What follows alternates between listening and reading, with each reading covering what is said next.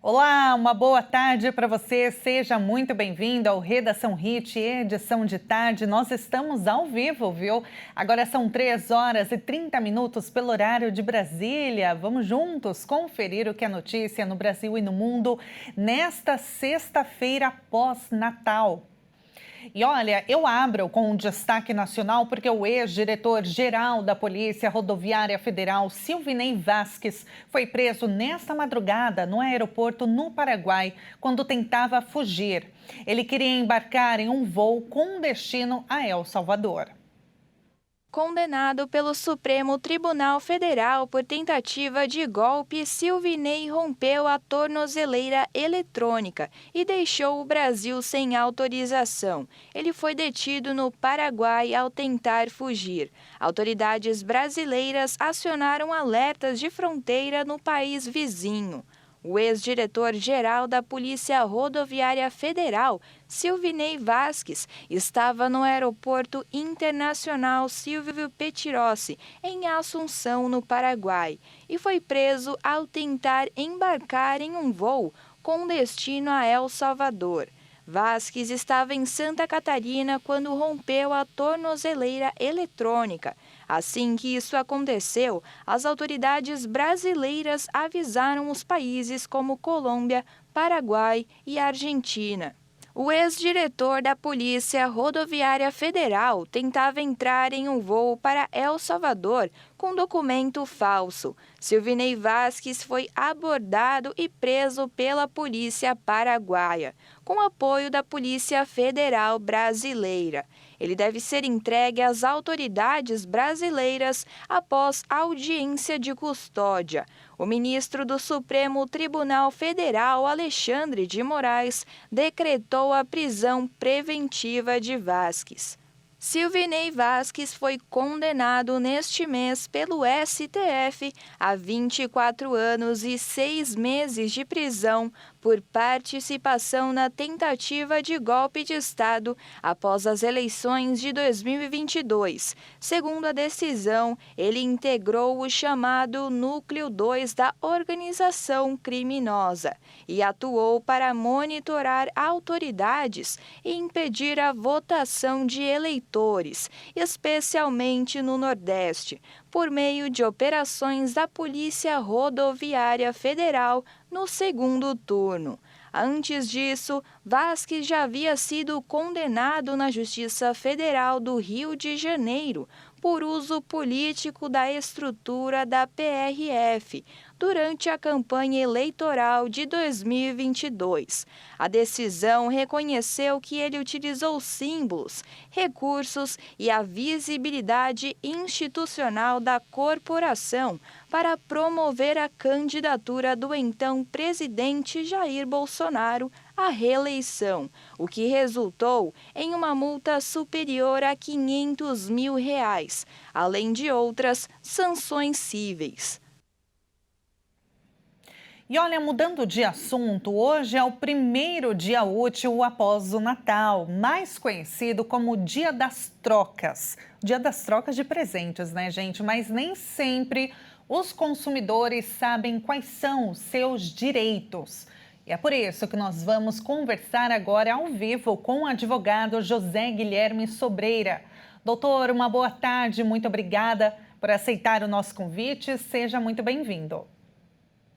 Olá, boa tarde. Primeiramente, eu que agradeço a participação, o convite. Estamos à disposição aí para tirar as dúvidas. Muito obrigada, doutor. Vamos lá então, né? Chega pós-Natal, famílias, amigos trocaram os presentes.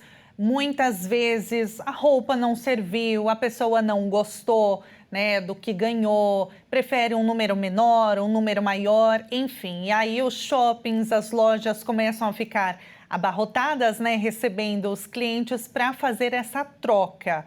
Só que muita gente não sabe quais são de fato, né, os seus direitos ou deveres, no caso também. E aí é por isso que a gente precisa falar desse assunto agora, porque Muitas vezes, ainda mais agora com rede social, né, doutora, a gente vê flagras de cliente reclamando com o atendente da loja, fazendo uma discussão, né, fazendo, entre aspas, aqui, usar um jargão, né, popular, um barraco, né, nas lojas, achando que tem direito de cobrar aquilo que ela está exigindo e muitas vezes não tem.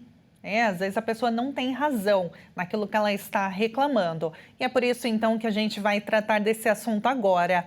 O que consta, doutor, no Código de Defesa do Consumidor? Os lojistas, primeiramente, eles podem se negar a fazer uma troca? Certo. Olha, a resposta é depende, tá? Primeiramente, nós temos que analisar nos termos da lei do Código de Defesa do Consumidor, Lei 8.078 de 90, o que estabelece. Quando o consumidor ele adquire aquele produto fora do local do estabelecimento, ou seja, a gente precisa ver se ele comprou de forma online.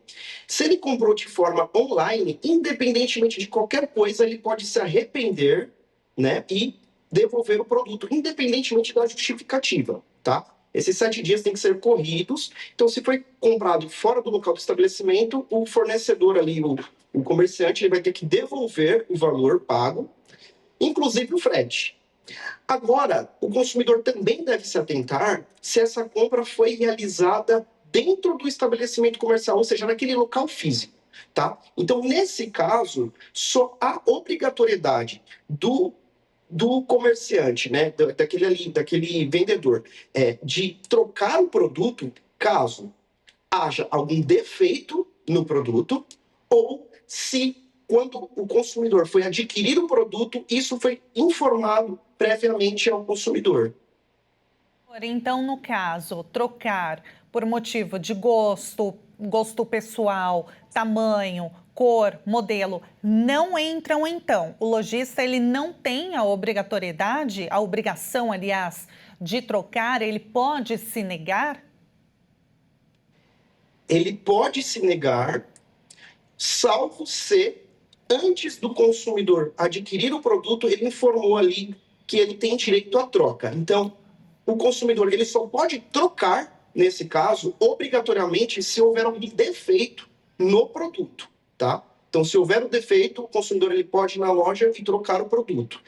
Se, no caso, o comerciante ele se recusar a trocar o produto, o consumidor ele pode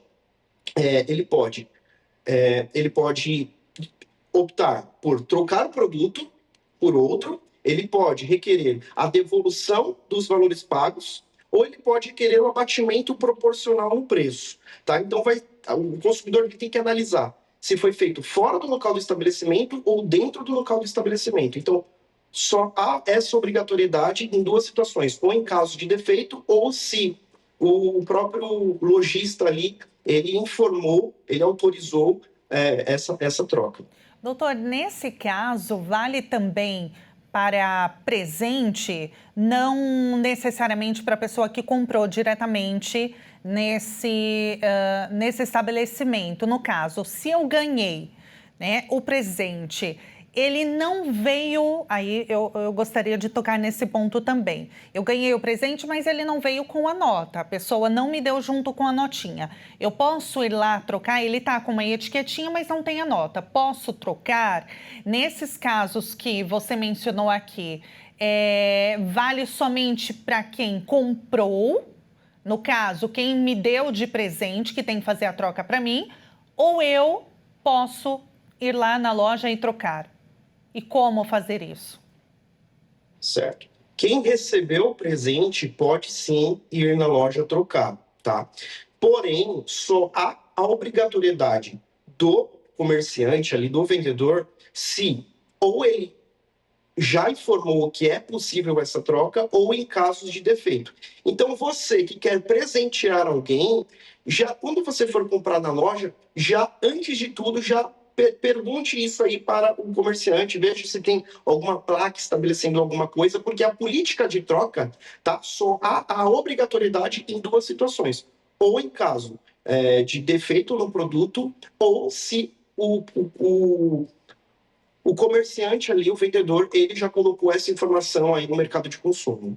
É importantíssima essa informação aqui que você trouxe, né, doutor? Porque não é somente o consumidor que tem que saber, o lojista, ele tem que saber também quais são os direitos dele, né, no caso, para que ele tenha o argumento para poder se defender ali pro cliente, mas que não haja, né, esse tipo de discussão com o cliente, até porque hoje em dia, como eu falei, né, anteriormente, com a internet, as pessoas já sacam o celular e aí mancham a imagem da loja, muitas vezes sem nem ter razão, né? Acontece muitas vezes, mas é importante que o lojista esteja atento a tudo isso e deixe claro, né? Se não foi o caso neste ano, nas próximas datas, que deixe isso visível, né? Uma placa, como você bem disse, doutor, deixar ali o código, né? O livrinho do Código de Defesa do Consumidor também, que é lei, né, doutor?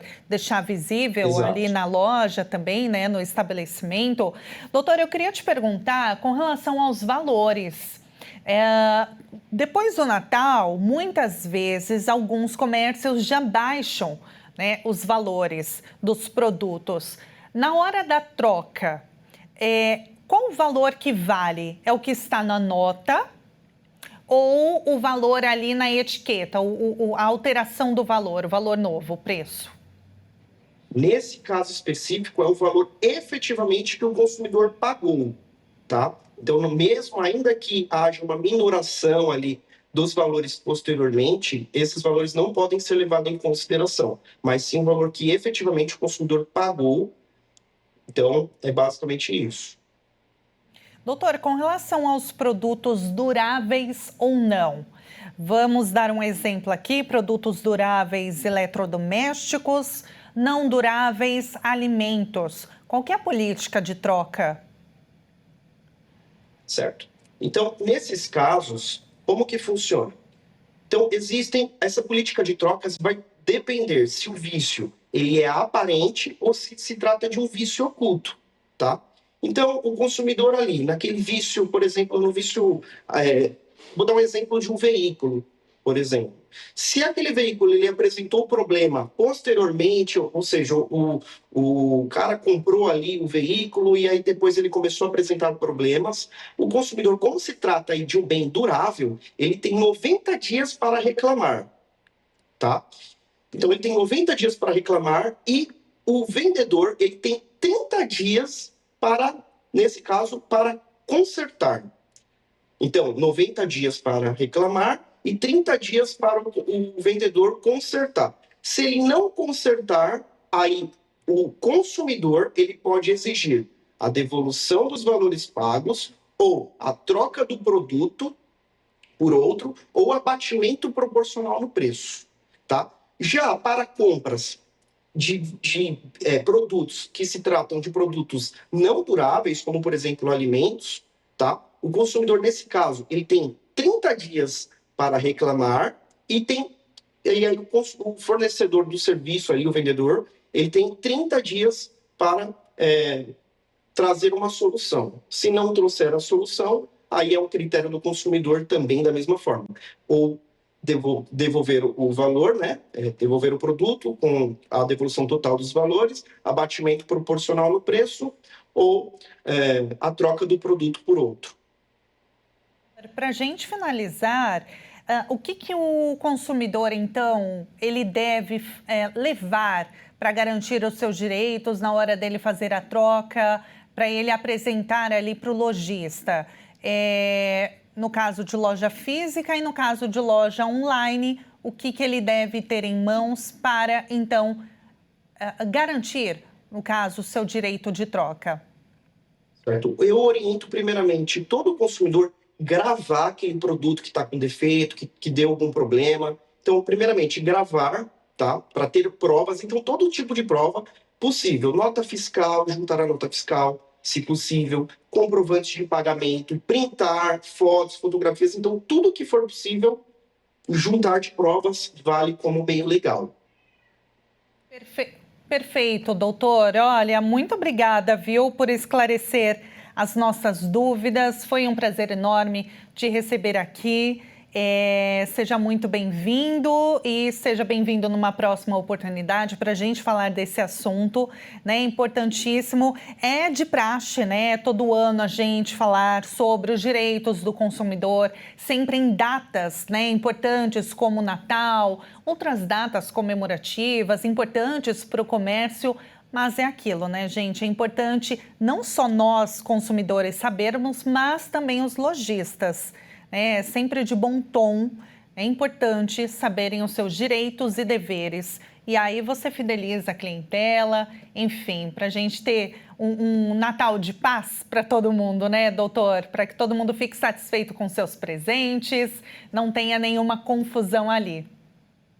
Exatamente. É sempre bom tanto o consumidor quanto o fornecedor saber dos seus direitos para evitar qualquer tipo de problema e, inclusive, crescer a empresa, as políticas da empresa, ficar bem assim para a população. E isso aí enriquece bastante a empresa e traz mais consumidores ali para a loja. Com certeza. Então, muito obrigado.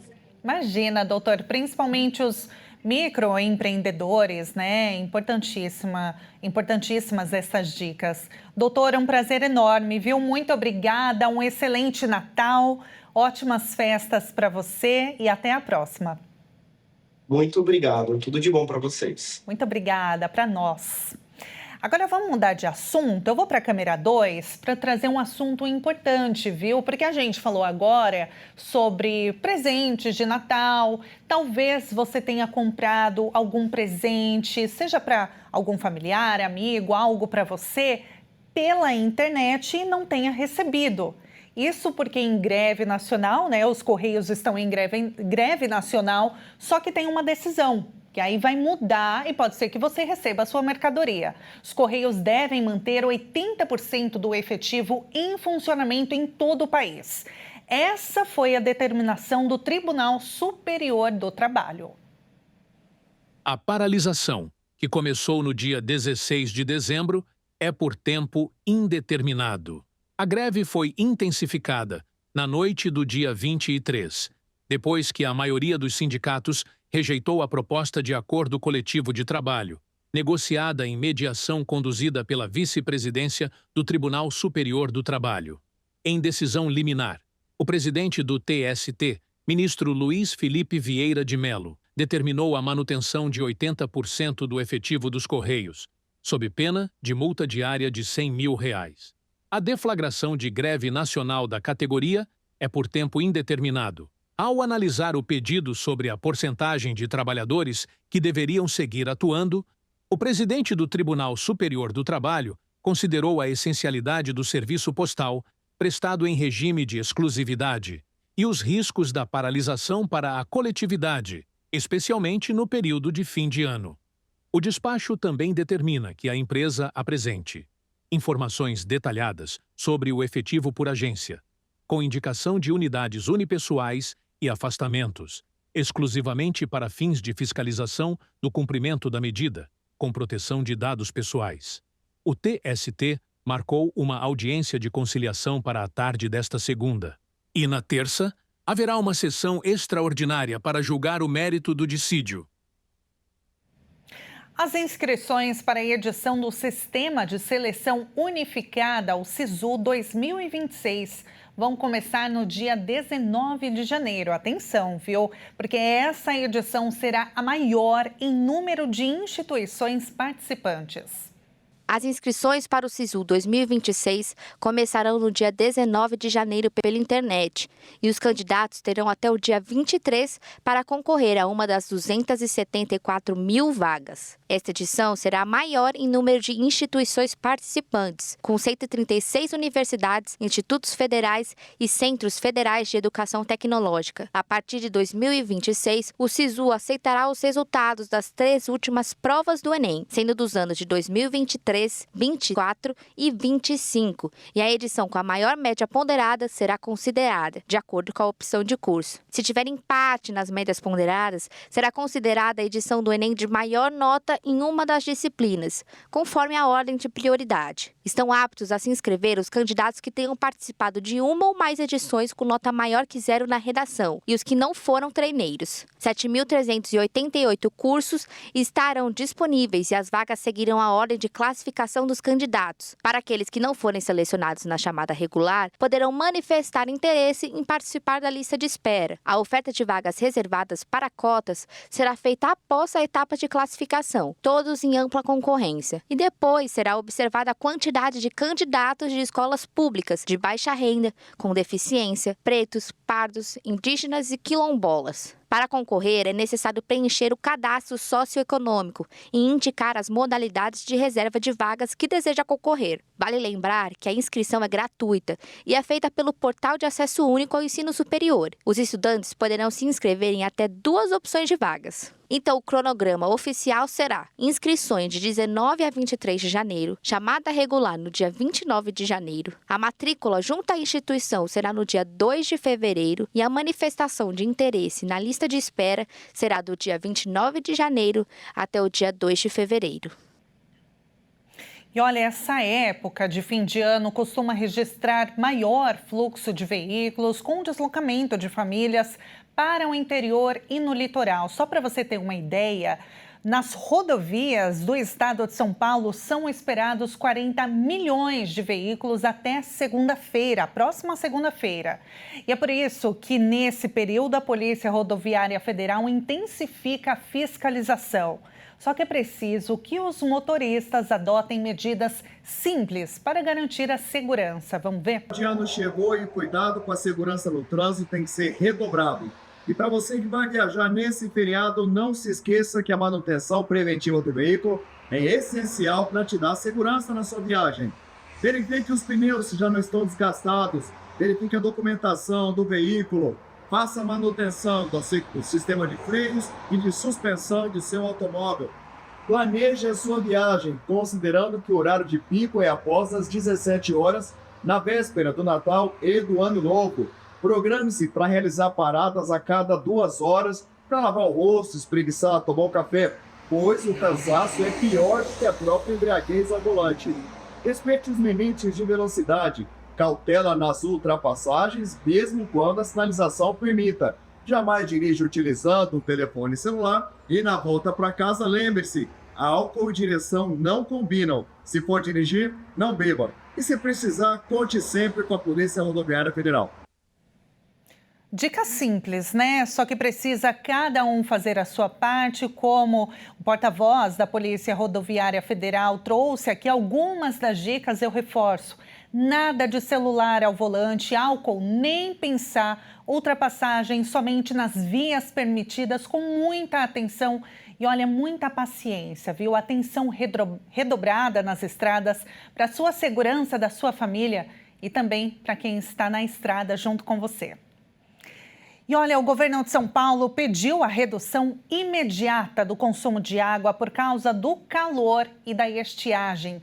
Essa onda de temperaturas enormes, né? Altas temperaturas que atingem o estado, fez o consumo de água aumentar em até 60%. O aumento do consumo de água em um momento de queda dos índices de chuvas acaba causando uma estiagem prolongada e afetando a capacidade das represas que abastecem a região metropolitana. Os mananciais enfrentam queda no volume. Um exemplo disso é o sistema Cantareira, que está em um nível crítico, próximo ou abaixo de 20% da capacidade. As chuvas continuam abaixo da média na região. O acumulado em novembro foi de 108 milímetros, enquanto a média histórica do período é de 150 milímetros. Com essa baixa no reservatório, o uso consciente de água deve fazer parte da rotina das famílias, principalmente neste período de escassez severa. Como medida preventiva, a Sabesp vem reforçando o abastecimento com o apoio de caminhões-pipa em regiões específicas. E desde agosto, o Poder Estadual, em parceria com a Agência Reguladora de Serviços Públicos do Estado de São Paulo, determinou a redução da pressão noturna da água na região metropolitana de São Paulo para preservar os mananciais. O predomínio de sol, com temperaturas bastante elevadas, pressiona ainda mais os mananciais. Segundo o INMET, neste dia de Natal, por exemplo, a cidade de São Paulo registrou a maior temperatura do ano para a capital, com 35,9 graus. Até então, a maior marca de 2025 havia sido de 35,1, no dia 6 de outubro. E de acordo com a medição do Centro de Gerenciamento de Emergências Climáticas da Prefeitura, a média das temperaturas registradas em todas as estações foi de 35,6 graus, a maior para o mês de dezembro desde 2004, quando começou a ser analisada.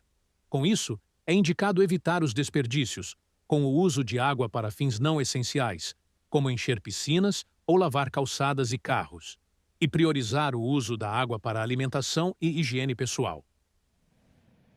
E falando em calor, a cidade do Rio de Janeiro registrou quase 1.000 atendimentos por conta desse calorão. Segundo a Secretaria Municipal da Saúde, os principais sintomas incluem tontura, fraqueza e desmaios. Segundo a Secretaria Municipal de Saúde, o Rio de Janeiro registrou níveis de calor 2 e 3 nos últimos dias do ano, exigindo medidas de atenção da população e dos servidores de saúde. Por conta disso, quase 1.000 atendimentos foram realizados em prontos-socorros. Os pacientes relataram sintomas como tontura, fraqueza e desmaios. Além disso, houve um aumento nos registros de queimaduras solares em comparação com a média observada anteriormente. A Secretaria Municipal de Saúde fez algumas recomendações em situações de calor intenso, como aumentar a ingestão de líquidos, priorizar alimentos leves como frutas e saladas, utilizar roupas leves e frescas, reduzir a exposição direta ao sol e usar regularmente o protetor solar. O Rio de Janeiro segue sob o alerta laranja de perigo, nível que representa risco à saúde. Em casos de mal-estar e outros sintomas associados ao estresse térmico, a orientação é procurar uma unidade municipal de saúde. Esse calor continua sendo o principal destaque do tempo nesta sexta-feira em grande parte do Brasil. Vamos dar uma olhadinha agora na reportagem para saber como fica o tempo nos próximos dias. Depois de uma quinta-feira marcada por temperaturas extremas, nesta sexta, o bloqueio atmosférico continua mantendo o ar abafado e dificultando a formação de chuva em parte do centro-sul. O padrão atmosférico, que vem atuando nos últimos dias, segue favorecendo a permanência do ar quente, o que mantém o tempo seco e sensação de abafamento. Os termômetros devem continuar elevados em todo o estado de São Paulo, Triângulo Mineiro, sul de Minas Gerais, Goiás, leste de Mato Grosso do Sul, Paraná e norte de Santa Catarina. Essas regiões seguem com as temperaturas acima da média para dezembro, o que configura uma onda de calor, ou seja, quando a temperatura fica pelo menos 5 graus acima da média por um período de 5 dias ou mais. Em São Paulo, as máximas devem ficar novamente em 35 graus, com sol forte durante boa parte do dia e aumento de nuvens no período da tarde. A chuva pode até aparecer, mas de forma irregular e localizada, sem efeito significativo na redução do calor. O Instituto Nacional de Meteorologia emitiu um alerta laranja, com perigo válido até a noite desta sexta-feira, que abrange 8 estados. A partir do fim de semana, a instabilidade começa a avançar e eleva o risco de pancadas intensas, rajadas de vento e trovoadas. No sul do país, o calor tende a perder um pouco de força, mas ainda deve aparecer de forma significativa, intercalado com pancadas de chuva.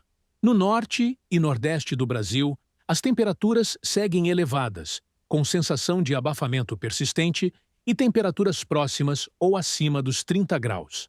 No fim de semana, a previsão do tempo indica uma mudança gradual no padrão atmosférico em parte do país, com aumento de áreas de instabilidade e maior risco de pancadas fortes em várias regiões, com trovoadas e rajadas de vento.